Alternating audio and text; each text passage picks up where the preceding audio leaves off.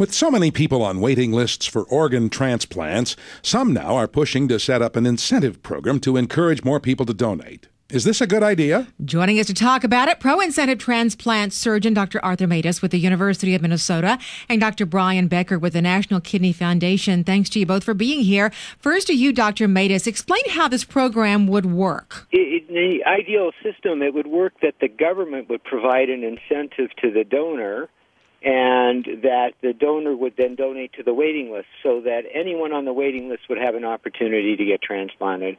And the real problem right now is that people are waiting between 5 and 10 years for transplants, and many of our patients are dying on the list. The idea would be providing the incentive would increase donation and save many of our patients' lives. Dr. Becker, what do you think about this? I think it's a both intriguing and interesting outline that Dr. Matus has put forward. I think where the real issue comes down is what those incentives are, and if those incentives really are designed for the benefit of the donor, if we think about health insurance or disability insurance or an opportunity for a guaranteed return to work, those types of incentives perpetuate the opportunity for that donor to really feel both good about donation and continuing a relationship, if you will, with the medical system.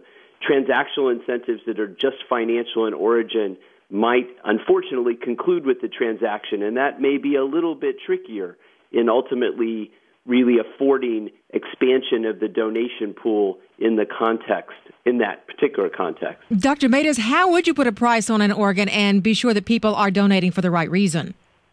I think that the government personnel and people who are involved, like Dr. Becker, et cetera, need to get together and discuss what the actual incentive would be. And I agree, it doesn't have to be a price. It could be something like health care, guarantee of a job, a tax deduction, and we would need to do trials to learn what works and what doesn't work. There is no doubt that a transplant saves the healthcare system somewhere between $250,000 and $500,000 compared to the alternate treatment, which is dialysis.